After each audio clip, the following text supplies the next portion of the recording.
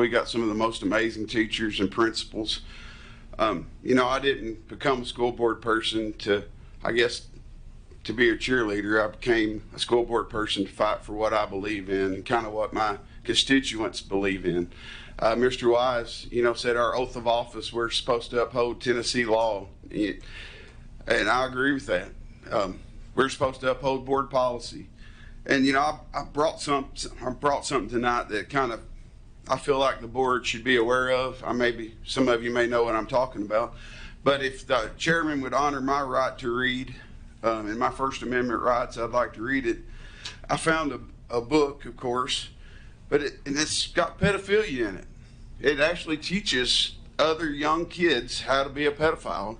It's actually in a high school library, but it refers to the little girls are the only things I'll miss. Do you know that when I touched their sturdy little tits and bit them just a little, I felt like I was being friendly. I didn't want to kiss their mouths or sleep in the bed with them or take a child bride of my own. Playful I felt and friendly. I gave them mints, money, and they'd eat ice cream with their legs open while I played with them. It was like a party. And there wasn't nastiness, there wasn't any filth, there wasn't any odor, there wasn't any groaning, just a little white laughter of little girls and me.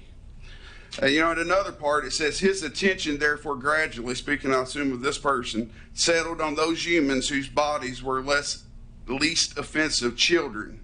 And since he was too difficult to confront homosexuality, and since little boys were insulting, scary, and stubborn, he further limited his interest to little girls. They were usually manageable and frequently seductive. He sexually was anything but lewd. His patronage of little girls smacked of innocent and was associated his mind with cleanliness. You know, I wouldn't have brought this before the board, but I actually challenged this book. It's at 3 high schools. I sent it to the librarians, the principals, and to our director. The director refused to honor my challenge because he said I did not honor board policy, that I was not a parent. But if you read our board policy, which is based off of the Tennessee Textbook Commission's policy, it specifically states that parents, students, and employees are allowed to challenge books. It never states that you have to be a parent of a certain school, not one time. And our director has doubled down and said, I am not allowed to challenge this book. The director, for one, it is your job to uphold board policy, and you have the authority to remove this book, but you have chosen not to and fight for policy or something. I don't understand why you would do this, but this book plants a seed for 14 to 18-year-olds of how that they can seduce little girls. They can get mints, they can get money and ice cream, and little girls will allow you to play between their legs. And the director has fought me on this. The schools had 14 days to honor my request, and they have not.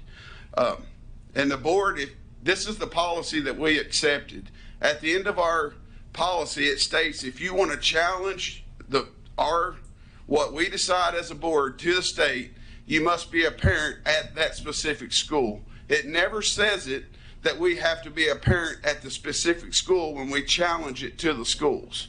And if you intended that, that's not what you put in your policy. You have to interpret what is written on the policy, not your intent. So I would challenge the board and the director to protect our kids. We like to promote safety. How many young children that read this book would maybe get a seed of pedophilia and want to touch little girls? I'll find it outright offensive. And I challenge the board to do something about it. And our director, you have full authority to pull the book. Our principals have full authority to pull the book. And as far as my understanding, the book is still out in the library. The director has said that the principals will review it whenever they get time. But it's still showing that it's in the library collection. Mr. Brewer.